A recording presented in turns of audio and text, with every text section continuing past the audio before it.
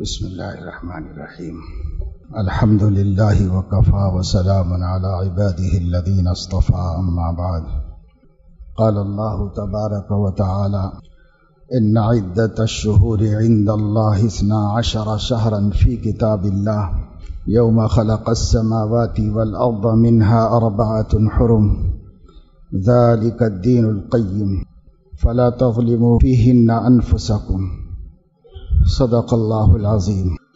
یہ اسلامی جنتری کا اسلامی سال کا آخری مہینہ ہے اور اس آخری مہینے کے آخری ایام ہیں۔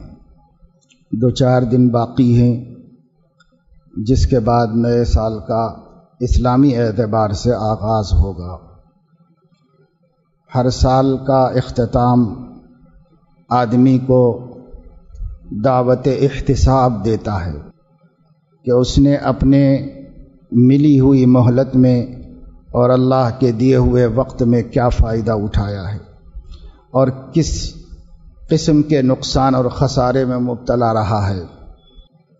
روایات میں آتا ہے کہ جب دن شروع ہوتا ہے تو دن کہتا ہے اے بنی آدم مجھے غنیمت سمجھ لے اور میرے ذریعے سے تو فائدہ اٹھا سکتا ہے اٹھا لے، ورنہ جب میں گزر جاؤں گا تو دوبارہ نہیں آؤں گا۔ پھر جب شام ہوتی ہے تو رات کہتی ہے بنی آدم میں آئی ہوں تو اس مہلت سے فائدہ اٹھا لے، میں گزر جاؤں گی تو دوبارہ پھر نہیں آؤں گی کبھی۔ جو دن آیا وہ پھر کبھی نہیں آنے والا ہے اور جو رات آئی وہ پھر کبھی نہیں آنے والی ہے۔ انسان کی زندگی میں ہر لمحہ مہلت ہے، ہر لمحہ مہلت ہے اللہ کی طرف سے، اور جب کوئی مہینہ ختم ہو آدمی کو اختتام پر غور کرنا چاہیے۔ ہر کام کے ختم پر رسول اللہ صلی اللہ علیہ وسلم استغفار فرمایا کرتے تھے، اللہ کا شکر بھی ادا کرتے اور استغفار بھی کرتے کہ یہ کام ہو گیا، اللہ کا شکر ہے۔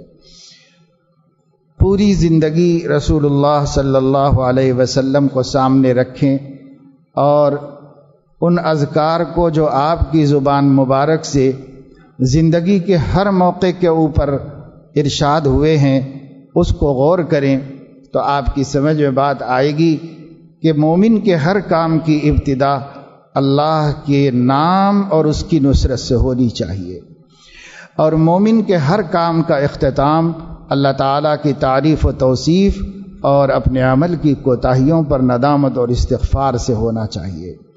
1 سال ہم نے گزارا، 1 سال بڑے ہو گئے، لوگ 1 سال مکمل کر کے 1 سال بڑے ہو جانے کا جشن مناتے ہیں، سال گرہ کرتے ہیں، خوشی مناتے ہیں۔ انگریزی میں اس کو جو بھی کہا جاتا ہو، ہماری اردو زبان میں سال گرہ کہا جاتا ہے۔ گرہ کے معنی ہے گیٹی، بندھن، اور 1 سال ختم، اب اس کو مکمل کر دیا ہے، یہ کلوز ہو گیا اور یہ کتاب بند ہو گئی، اب نئی کتاب شروع ہو رہی ہے۔ تو آدمی کو اگر اس اعتبار سے دیکھا جائے تو اپنے 1 سال کے مکمل کرنے پر آدمی کو احتساب کرنا چاہیے۔ میرا سال پورا گزر گیا، 12 مہینے، ہر مہینے کے 30 دن اور ہر دن کے 24 گھنٹے اور ہر گھنٹے کے 60 لمحات، یہ سب میں نے گزارے ہیں اور اللہ اس کا حساب لینے والا ہے۔ آپ حساب نہیں لوگے تو نہ لو، پر اللہ تو لینے والا ہے، اور جو اپنا حساب خود نہیں کر لیتا وہ حساب لینے والے کو حساب دے نہیں پاتا۔ اس لیے ہر شخص کو اپنا حساب خود کر لینا چاہیے۔ اللہ پاک حساب لینے بیٹھیں گے تو ہم کیا حساب دیں گے؟ زندگی بہت ہے، لمبی ہے، اس کا حساب کیسے دیں گے؟ وہ لمحے لمحے کا حساب لیں گے۔ تو سال کے اختتام پر ایک مومن کو فکر پیدا ہونی چاہیے کہ ایک لمبی مہلت جو اللہ نے دی تھی اور 12 مہینے کا طویل عرصہ، اس عرصے کو میں نے گزارا تو آخر کس طرح گزارا؟ اس سے میں نے زندگی کے مقاصد پورے کیے یا نہیں بھی؟ آپ جانتے ہیں زندگی کا ایک مقصد ہے، صرف ایک مقصد ہے، اور وہ ہے اللہ تعالیٰ کو راضی کر لینا۔ اللہ تعالیٰ کو راضی کرنا یہ زندگی کا واحد مقصد ہے. اسی لیے ہم پیدا کیے گئے اور اسی کے لیے ارض و سما پیدا کیے گئے اور اسی کے لیے کل مخلوقات پیدا کی گئی. اللہ راضی ہو جائیں بندے سے، ہم سے، انس و جن سے. باقی ساری مخلوق تو اللہ کو ناراض کرتی ہی نہیں ہے. کوئی مخلوق اللہ کو ناراض نہیں کرتی ہے. صرف دو مخلوقات میں راضی کرنے کی بھی صلاحیت ہے، ناراض کرنے کی بھی صلاحیت ہے. وہ ایک انسان ہے ہم لوگ اور ایک جنات ہیں. تو ہم اپنا احتساب کریں، فکر کریں کہ ہم نے کتنا اللہ کو راضی کیا اور کتنا ناراض کیا. توبہ استغفار کریں. جب ہمارے نبی صلی اللہ تعالی علیہ وسلم کی مبارک عمر پوری ہو رہی تھی تو اللہ تعالیٰ نے ان پر وحی نازل فرمائی، اذا جاء نصر اللہ والفتح ورأيت الناس يدخلون في دين الله افواجا فسبح بحمد ربك واستغفر انه كان توابا. ایک نشانی بنائی، ایک علامت بنائی گئی کہ جب لوگ جوق در جوق، فوج در فوج آپ کے دین میں داخل ہونے لگیں، یہ علامت ہے کہ آپ کے کام کا اختتام ہو رہا ہے. آپ کے ذمے جو کام دیا گیا تھا، جو مشن تھا، وہ پورا ہونے جا رہا.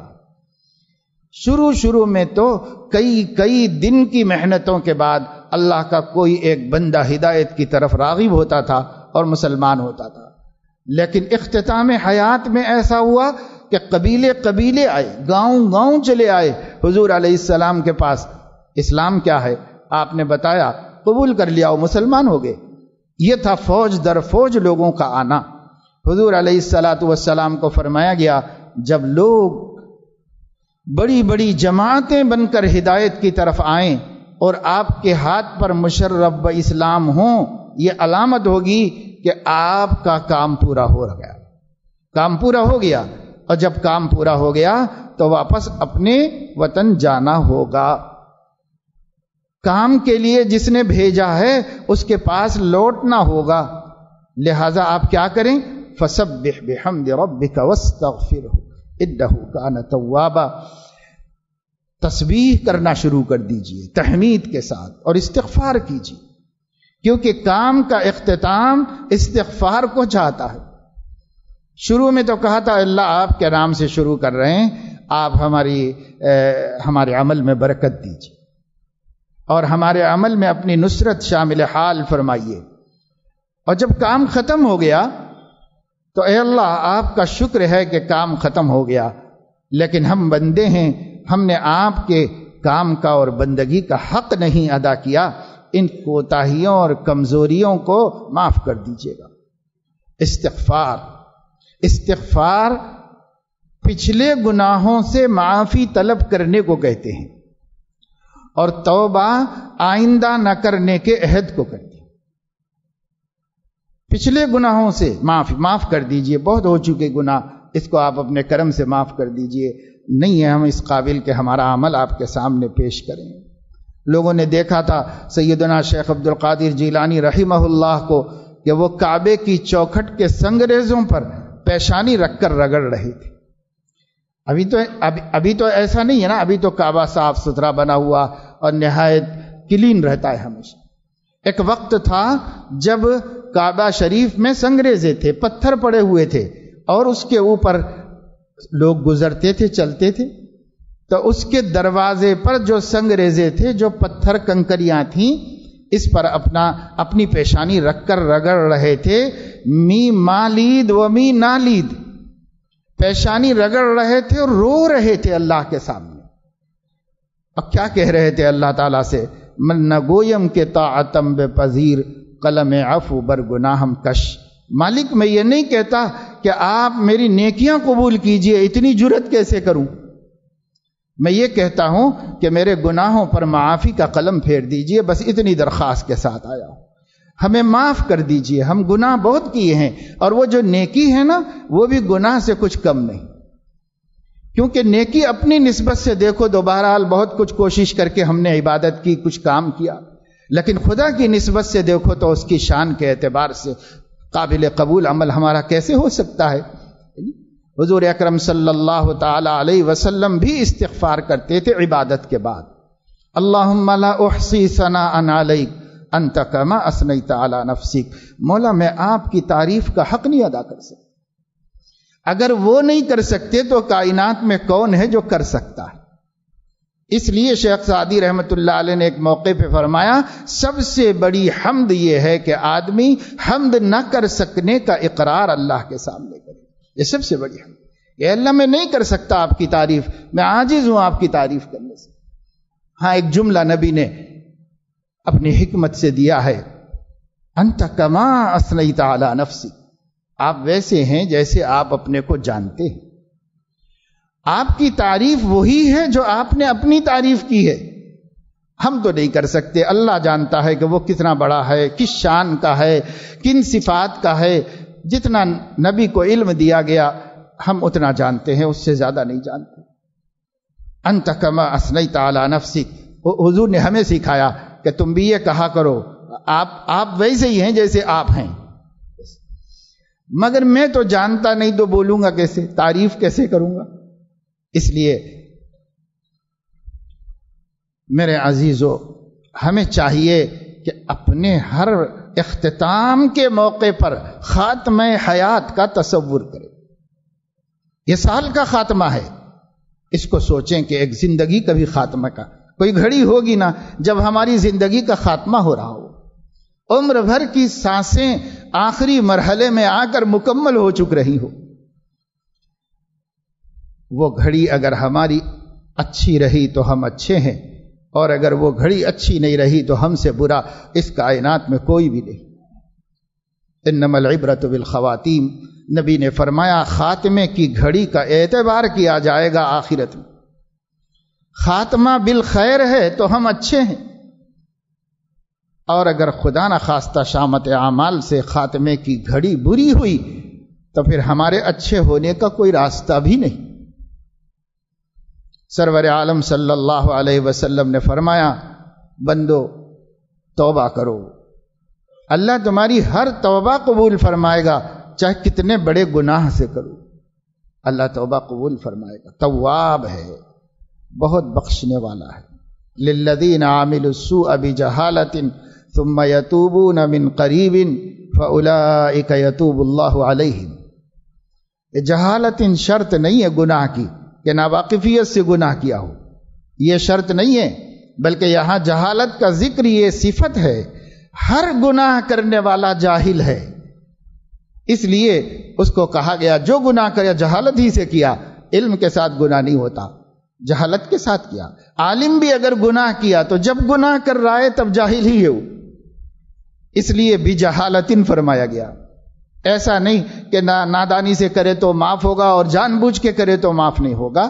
اللہ جان بوجھ کے کرنا تو نہیں چاہیے، لیکن جان بوجھ کے کیا ہوا گناہ بھی معاف ہوگا اللہ کے پاس اگر سچی توبہ اس نے کی، شرائط کے مطابق ندامت کے ساتھ توبہ کی تو معاف کرے گا اللہ تعالیٰ. تو معاف ہی مانگے. اس لیے میں کہتا رہتا ہوں کہ دیکھیے دو راستے ہیں. ایک راستہ سیدھا سیدھا نبی والا ہے، اتباع سنت کرتے جاؤ، خدا کا قرب ڈھونڈتے جاؤ، نزدیک بنتے چلے جاؤ. اللہ جتنا اتباع سنت کریں گے اتنا مقرب ہو جائیں گے بارگاہ رب میں. لیکن کبھی کبھی ہم ٹھوکر کھا جائیں گے، شیطان ہمارے لیے راستے میں رکاوٹ کھڑی کر دے گا، ہم ٹکرا جائیں گے، کوئی گناہ کر بیٹھیں گے. اب کیا ہوگا؟ تو ہمارے لیے ایک شارٹ کٹ بھی ہے، وہ یہ ہے کہ وہاں نادم ہو جاؤ، شرمندگی کا اظہار کرو. دل دکھنا چاہیے مومن کا، دل دکھے گا تو آنکھ سے آنسو نکلے گا، توبہ زبان سے جاری ہوگی، اللہ معاف فرما دیں گے، پھر اپنے رستے پہ آ جاؤ. بیٹھ جاؤ گے تو پھر مسئلہ حل نہیں ہوگا کہ صاحب اتنی بڑی رکاوٹ کھڑی کر دیا شیطان، کتنی بڑی رہنے دو، ادھر بازو سے چھوٹا راستہ ہے، یہ راستہ توبہ کا ہے، توبہ کرو پھر اپنے رستے پہ آ جاؤ. تو کون کہہ رہا ہے کہ گناہ مت کرو؟ کہا یہ جا رہا ہے کہ گناہ ہو جائے تو کم سے کم ڈھٹائی تو مت کرو. تکبر اور اکڑ اور انانیت تو مت دکھاؤ، اپنے رب کو شرمندہ ہو جاؤ، نادم ہو جاؤ اور توبہ کر کے پھر اپنے رستے پہ چلنا شروع کر دو۔ جس شخص نے توبہ کر لی وہ پیچھے نہیں ہٹا، جس نے توبہ کر لی اس کا سفر آگے بڑھ رہا ہے، اور جو توبہ نہیں کرتا وہ پیچھے ہٹ رہا ہے۔ اس لیے پیچھے مت ہٹو، توبہ کرو۔ کہنے والے نے کہا ہے ہم نے کی ہیں کچھ اس طرح سے طے منزلیں، پہلے گرے گر کر اٹھے اٹھ کر چلے۔ ہمت مت ہارو، گرو اٹھو چلو، پھر گرو تو پھر اٹھو۔ گر کے بیٹھ جاؤ گے کتنی وقت گروں گا میں، تو بچہ کبھی چلنا تو نہیں سیکھے گا۔ اور اس سے ہم سبق سیکھ لیں، وہ کتنی دفعے گرے گا مگر کبھی یہ نہیں کہے گا کہ اب میں نہیں اٹھوں گا، نہیں، ہر دفعے اٹھے گا، ہر دفعے اٹھے گا، کیونکہ اس کو چلنا ہے، ایک دن دوڑنا ہے۔ اور ہم بھی خدا کے راستے میں چل رہے ہیں، چھوٹے بچوں کی طرح ہیں، بار بار گر رہے ہیں۔ گر کے بیٹھ مت جاؤ، گر کے اٹھو، پھر چلنے کی کوشش کرو، پھر چلنے کی کوشش کرو۔ جو ناکام ہوتا رہے عمر بھر بھی، بہرحال کوشش تو عاشق نہ چھوڑے۔ ہم کوشش کیوں چھوڑیں؟ ہم ناکام ساری زندگی ناکام رہیں، کوشش کرتے رہیں اور کوشش پر مر جائیں تو یہی خاتمہ بالخیر ہے، یہی خاتمہ بالخیر ہے کہ کوشش پر ہماری موت ہو گئی کہ اللہ کو ناراض نہ کروں، اللہ کو ناراض نہ کروں، اسی فکر میں ہو گئی موت۔ تو اللہ تعالیٰ کہیں گے میرا بندے نے مجھے راضی تو کچھ خاص کیا نہیں، لیکن مجھے ناراض کرنے کی اسے جرت کبھی نہیں ہوئی، ہمیشہ مجھے راضی رکھنے کی فکر لگی رہی، بس یہی خاتمہ بالخیر ہے۔ معاف کرو اس کو، اس کی بخشش کرو، اللہ بخشش فرمائیں گے۔ اب بھائی غفلت، تو غفلت کی موت بری موت ہے، بری موت ہے غفلت کی۔ دیکھو اسی وجہ سے حدیث میں حضور اکرم صلی اللہ تعالی علیہ وسلم نے اللہ سے غفلت کی موتوں سے پناہ مانگی۔ مسنون دعاؤں میں ایک دعا یہ بھی ملتی ہے کہ آپ صلی اللہ علیہ وسلم نے اللہ کی بارگاہ میں عرض کیا مولا کریم مجھے دیوار کے نیچے دب کر مرنے سے بچا لیجیے، میں آپ کی پناہ چاہتا ہوں پانی میں ڈوب کر مرنے سے، میں آپ کی پناہ چاہتا ہوں آگ میں جل کر مرنے سے، اور میں آپ کی پناہ چاہتا ہوں اچانک آنے والی موت سے۔ اس سے حضور نے پناہ مانگی۔ کیوں پناہ مانگی؟ امت کو یہ بتانے کے لیے کہ اچانک آنے والی اور حادثات کی موت میں رجوع اللہ کا، توبہ کا، استغفار کا موقع نہیں ملتا بندے کو۔ اسے پتہ ہی نہیں تھا کچھ بھی، ایک دم سے ایکسیڈنٹ ہو گیا، وہ مر گیا، تو اس کو کہاں ٹائم ملا کہ وہ اللہ سے ایک دفعہ یہ کہے کہ مولا کریم زندگی بھر کا پاپی ہوں مجھے معاف کر دیجیے۔ لیکن ایک آدمی بیمار ہوا، ہاسپٹل میں شریک ہوا، بڑی بڑی مشینیں اس کے اطراف لگا دی گئیں، ڈاکٹرز حیران پریشان ہیں، وہ سمجھ رہا ہے کہ اب اپنا مسئلہ کھٹائی میں پڑ گیا ہے، بچوں گا یا نہیں بچوں گا، دنیا جیسی بھی گزری اب وقت باقی ہے، اللہ سے منا لو، اللہ کو راضی کر لو۔ تو وہ کہے گا مولا بندہ بہت گندا ہے مگر آ رہا ہے، معاف کر دیجئے گا، رحم فرما دیجئے گا۔ تو اللہ تعالیٰ کی طرف رجوع کا اس کو موقع ملا جس کو اچانک موت نہیں آئی، اور جس کو اچانک موت آئی اسے نہ توبہ کا موقع ملا، نہ وصیت کا موقع ملا، اور نہ رجوع اللہ کا موقع ملا۔ تو حضور علیہ السلام نے ایسی موت سے اللہ سے پناہ مانگی ہے۔ ہم مانگتے رہیں، مقدر میں جو ہے وہ ہوگا، لیکن ہم یہ مانگتے رہیں، اللہ سے مانگنا سکھایا نبی نے ہم کو۔ حضور علیہ السلام کے سامنے ایک صحابی آئے اور انہوں نے کہا یا رسول اللہ میری والدہ کی موت ہو گئی، اور خدا کا شکر ہے کہ چلتے پھرتے اچانک موت ہو گئی، یعنی وہ کسی کا بوجھ نہیں بنے، کسی پریشانی میں مبتلا نہیں ہوئے، اس کا انہوں نے شکر ادا کیا۔ یہ ان کی اپنی سمجھ کی بات تھی، بے شک انہوں نے اچھا ہی سوچا اپنی سمجھ سے، لیکن نبی کی فہم اس سے بہت اعلیٰ ہے۔ نبی پاک صلی اللہ علیہ وسلم نے فرمایا یوں مت کہو اچانک مر گئی، یوں مت کہو، اچانک مرنا کوئی اچھی موت نہیں ہے۔ آدمی کے لیے پہلے ایسے حالات بن جائیں جس سے اس کو زندگی سے مایوسی ہو تو وہ اپنی زندگی کو اللہ سے صلح کر کے صفائی کر لے، یہ اچھی موت ہے کہ موقع ملے آدمی کو، یہ اچھی موت ہے۔ باقی یہ بھائی کہ جو آدمی اللہ سے یہ دعا بھی مانگتا تھا اور کوشش بھی اچھی زندگی اور اچھی موت کی کرتا رہتا تھا، لیکن پھر بھی کسی حادثے کا شکار ہو گیا، تو اللہ رحمان و رحیم ہے، اس سے ہمیں اچھی امید رکھنی چاہیے کہ وہ رحم فرمائے گا۔ دیکھو ہم لوگ مردوں کو مرحوم کہتے ہیں. مرحوم عربی کا رحم کا اس میں مفعول ہے، یعنی جس پر رحم کیا گیا. ہمیں کیا معلوم کہ کیا ہوا، ہمیں نہیں معلوم، لیکن ہم بار بار مرحوم مرحوم کہتے ہیں تاکہ اللہ پاک یہ سوچے کہ بندے سب کہہ رہے ہیں کہ رحم ہوا ہے اور میں نہ کروں تو کیسا ہوگا، تو اللہ تعالیٰ رحم کر دے اس کو. تو اس لیے مرحوم کہتے ہیں ہم مرنے والوں کو. اور جو اپنے بڑے ہوتے ہیں تو ان کو رحمت اللہ علیہ کہتے ہیں. بات دونوں ایک ہی ہیں، دونوں کے معنی وہی ہیں. یہ قابل رحم، اللہ کی رحمت ہو ان کے اوپر. اور عام آدمی کے لیے مرحوم کہتے ہیں. مرحوم کے یہ معنی ہے سب یہ کہتے رہو اللہ نے رحم کر دیا، اللہ نے رحم کر دیا، تاکہ اللہ پاک رحم کر ہی دے اس کے اوپر. تو یہ سب اللہ کا فضل ہے. اس لیے کسی کی موت مثلا اچانک ہوئی، حادثاتی ہوئی، اب اس کے بارے میں نہیں کہنا ہم کو کچھ بھی ہے، اس کے بارے میں تو اللہ سے اچھی ہی امید رکھنی ہے. لیکن اپنے بارے میں اللہ سے یہ دعا کیجئے کہ اے اللہ حادثات کی موت سے بچائیے. نبی نے ایک اس زمانے میں جو ممکن تھے، آج بھی یہی سب حادثے ہوتے ہیں، دیوار کے نیچے دبنے سے اور آگ میں جلنے سے اور پانی میں ڈوبنے سے اور حادثات میں مرنے سے، یہی سب ہوتا ہے مجموعی طور پر.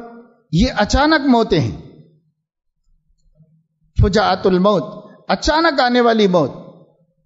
یہ غفلت کی موت سے پناہ مانگی گئی ہے، غفلت والی موت نہ ہو.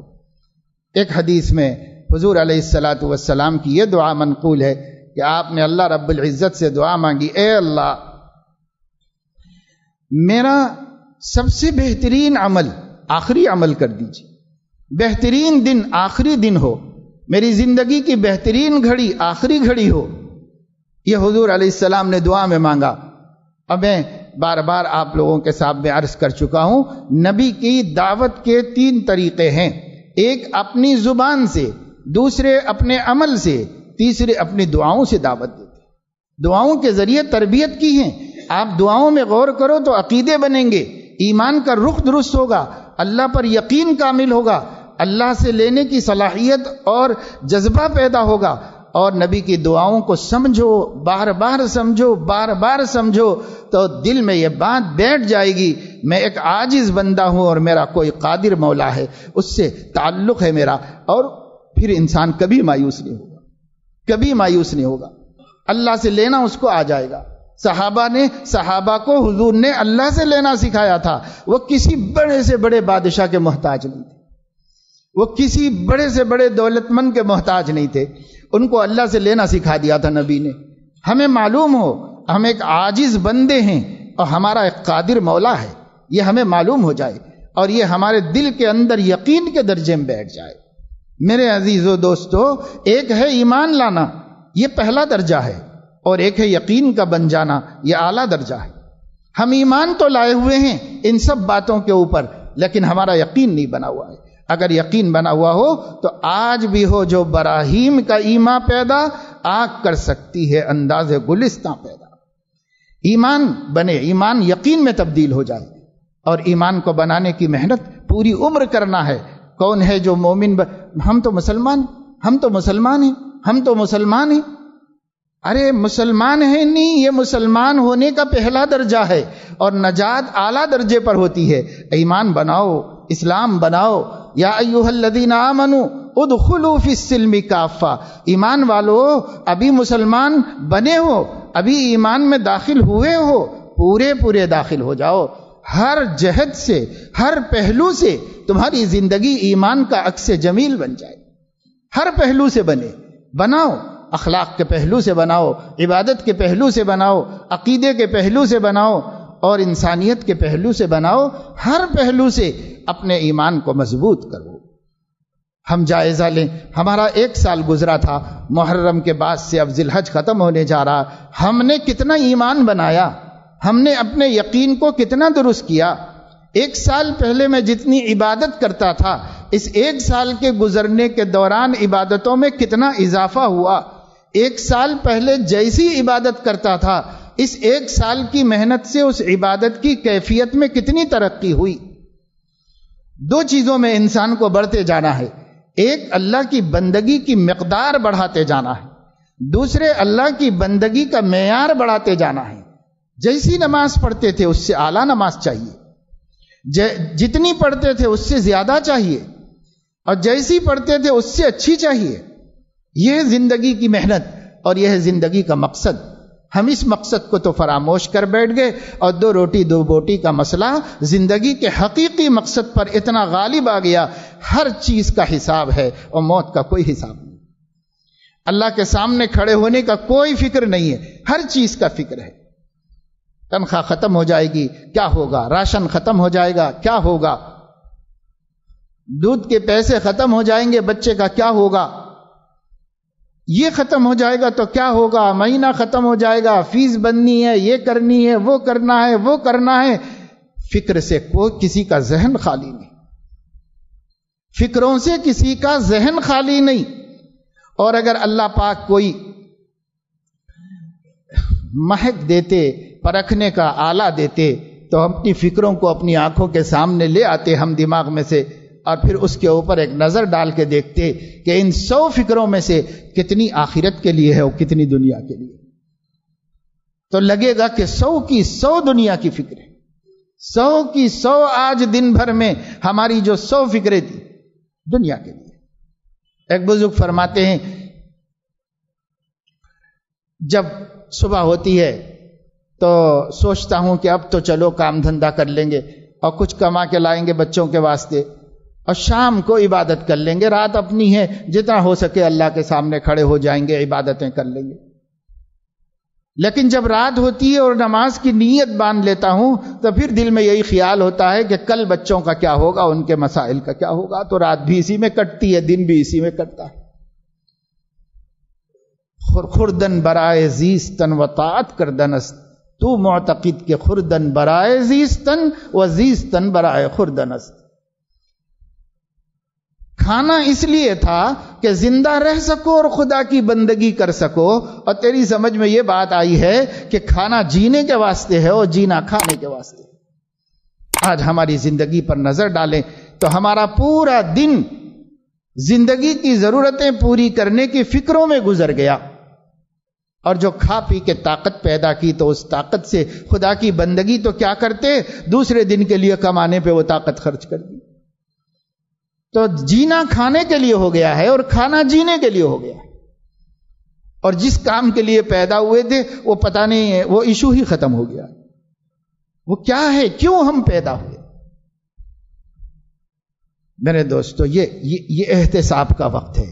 1 سال ہم نمٹا رہے ہیں، 1 سال کا صحیفہ لپیٹا جا رہا ہے، 1 سال کا حساب خدا کے سامنے پیش ہونے جا رہا ہے. کتنے اچھے اعمال کے ساتھ پیش ہو رہا ہے اور کتنے برے اعمال کے ساتھ پیش ہو رہا ہے. اگر یہ ہمارا 1 سال کے صحیفے کے اعمال ترازو میں رکھنے کا حکم دیا جائے تو کیا نیکیوں کا پلڑا غالب ہوگا یا گناہوں کا پلڑا غالب ہوگا؟ یہ فکر ہمیں بے چین کرے. اگر سال کے اختتام پر یہ فکر ہمیں بے چین کرنا شروع کر رہی ہے تو جو 2-4 دن باقی ہیں صحیفہ برس کو لپیٹنے کے واسطے، اس میں ہم توبہ اور استغفار کا سہارا لے کر اپنے کیے کرائے کی برائیوں کو مٹانے میں کامیاب ہو سکتے ہیں. توبہ کریں، استغفار کریں. مولا ہم اس لائق نہیں ہے کہ ہمارا برس بھر کا صحیفہ آپ کے سامنے پیش کیا جائے، پیش کرنے کے قابل نہیں ہے. جیسے جیسے تاریخ آ رہی ہے ہماری بے چینی بڑھتی جا رہی. معمولی قسم کا کوئی مقدمہ عدالت میں چل رہا ہو، پیشی کی تاریخ قریب آتی جاتی ہے، دل کی دھڑکن تیز ہوتی جاتی ہے. پتہ نہیں قلم مجسٹریٹ کے ہاتھ میں ہے، کیا لکھے گا ہمارے بارے میں. اور احکم الحاکمین کی پیشی میں زندگی بھر کے 1 سال کا کھاتا پیش ہونے جا رہا ہے. ہماری پیشانی پر شکن بھی نہیں آ رہا ہے کہ ہمارا اللہ کے سامنے کھاتا پیش ہونے جا رہا ہے. پتہ نہیں قلم کیا چلایا جائے گا خدا کی طرف سے اور کیا فیصلہ ہمارے بارے میں ہوگا. تو یہ وقت ہے سال کے اختتام کا، اپنے سال کا جائزہ لینے، اپنی زندگی کے سال بھر کے اعمال کا حساب کتاب کرنے اور اس کے بارے میں خدا کی طرف رجوع ہونے، مغفرت اور معافی کا سوال کرنے کا یہ وقت ہے. ہمیں یہ کرنا چاہیے. ہماری تو حالت یہ ہوئی، سال شروع ہو تو ایک جشن، ختم ہو تو ایک جشن، اور ہر جشن خدا سے غافل کرنے والا، خدا سے غافل کرنے والا. ہمیں ایسا نہیں ہونا چاہیے. اب وہ تو ہمارے ہاں رواج نہیں چل رہا ہے اسلامی جنتری کا، اس لیے کتنوں کو پتہ بھی نہیں ہوگا کہ ہمارا سال ختم ہونے جا رہا ہے، اس لیے کہ ہمارا سال دسمبر میں ختم ہوتا ہے، جنوری میں شروع ہوتا ہے عرف اور رواج کے اعتبار سے، لیکن یہ ہمارا اسلامی سال ہے، محرم سے شروع ہوتا ہے اور ذی الحج پر ختم ہوتا ہے۔ اور تاریخ میں غور کریے تو تاریخ بتاتی ہے کہ ہمارے سال کا اختتام بھی رنگین اور خونی ہے، اور ہمارے سال کی ابتدا بھی رنگین اور خونی۔ ذی الحج کے مہینے میں سیدنا ابراہیم علیہ السلام اپنے بیٹے سیدنا اسماعیل علیہ السلام کو رضا الہی کے حصول کے واسطے قربان کرنے کو منا لے گئے تھے، اور اپنی بساط میں جو ممکن تھا وہ کوشش کی تھی کہ بیٹا ذبح ہو جائے، لیکن اللہ کو نہیں کرانا تھا، دکھانا تھا اللہ کو، اس لیے اللہ نے دیکھا اور دکھایا۔ اور جب اللہ تعالیٰ نے حضرت ابراہیم کو مشاہدے کے علم میں دیکھ لیا کہ یہ اللہ کو اتنا مانتے ہیں، اللہ کو اتنا چاہتے ہیں کہ سب سے محبوب چیز جگر گوشہ اور 80 برس کی عمر کے بعد ملنے والا بیٹا، جس کو ایک ایک لمحہ دیکھ دیکھ کر زندگی اور طاقت اور قوت حاصل کی جا رہی ہے، اللہ کہیں گے تو اس کو بھی ذبح کر دوں گا، کیونکہ اللہ سے بڑھ کر میرے لیے کوئی نہیں، اللہ سے بڑھ کر میرے لیے کوئی نہیں۔ اور کر کے دکھا دیا تو خدا نے فرمایا قد صدقت الرؤیا، ابراہیم تو نے خواب پورا کر کے دکھا دیا۔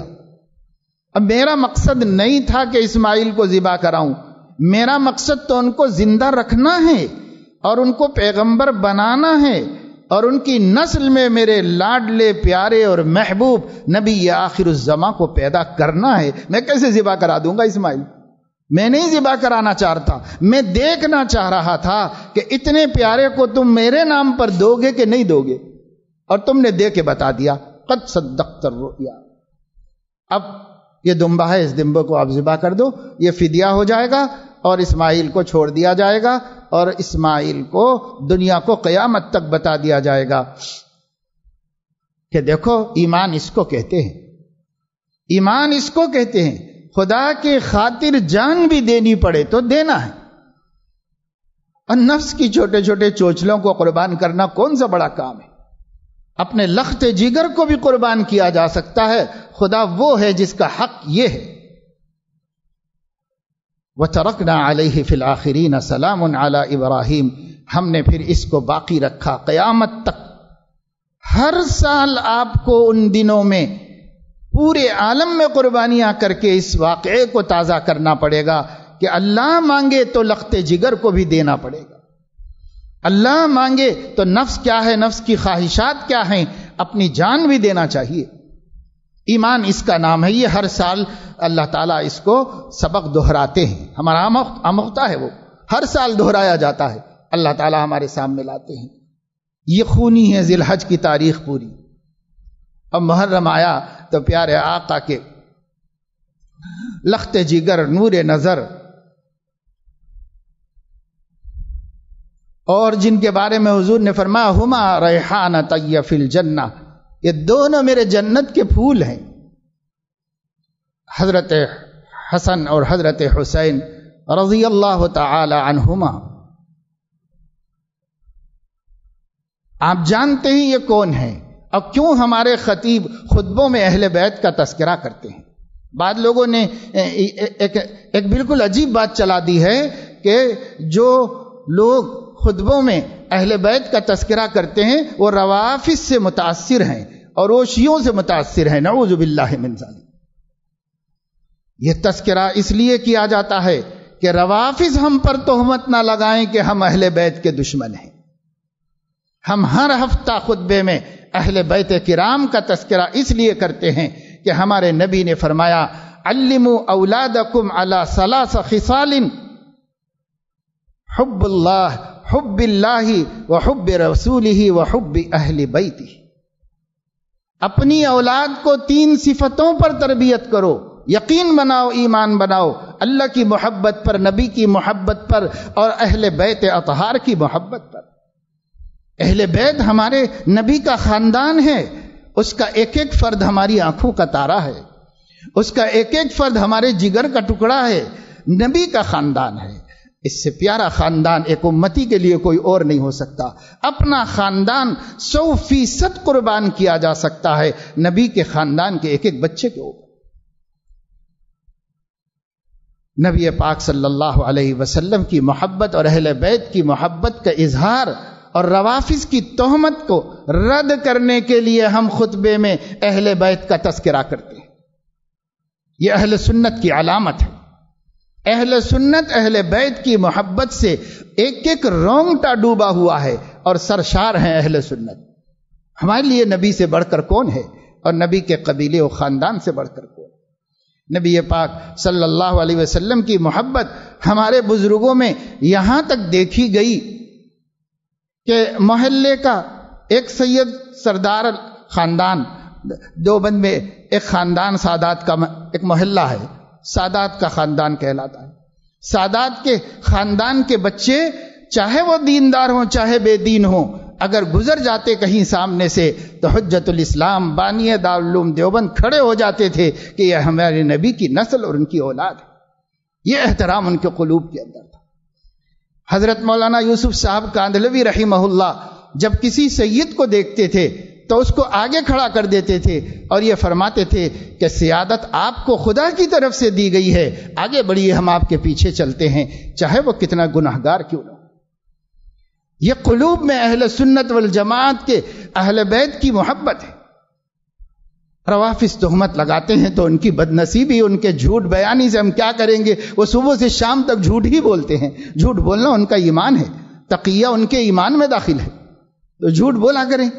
ہم تو نہیں، ہم جانتے ہیں کہ ہمارے دل میں ہمارے نبی کا کیا مقام ہے اور اہل بیت اطہار کا۔ حضور علیہ الصلوۃ والسلام کے بیٹے حضرت حسین رضی اللہ تعالیٰ عنہ، حضرت حسین رضی اللہ تعالیٰ، آسمان سے ستارہ ٹوٹا اور گود میں آ کے گرا۔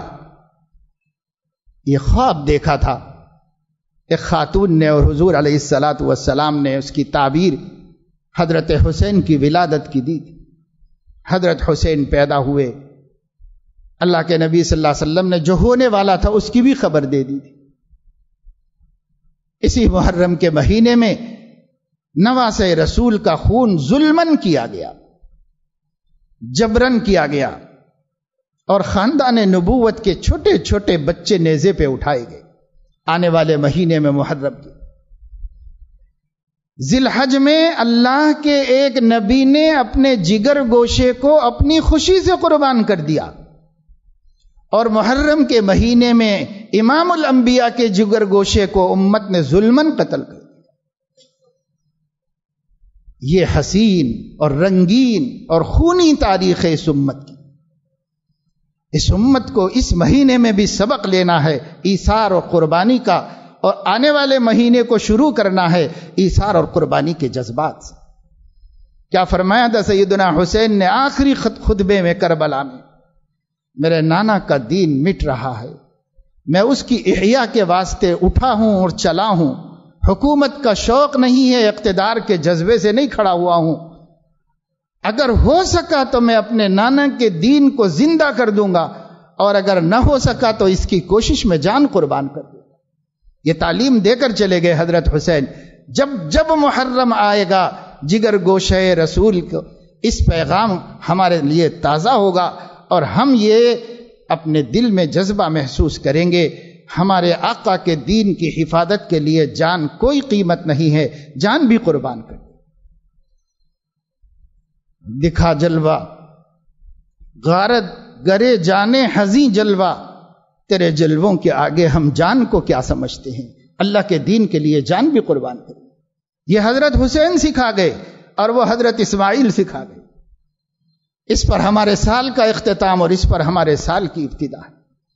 اس لیے دوستو، زندگیوں کا اب جائزہ لو اور اگلے سال کو بڑے اچھے عزائم کے ساتھ شروع کرو۔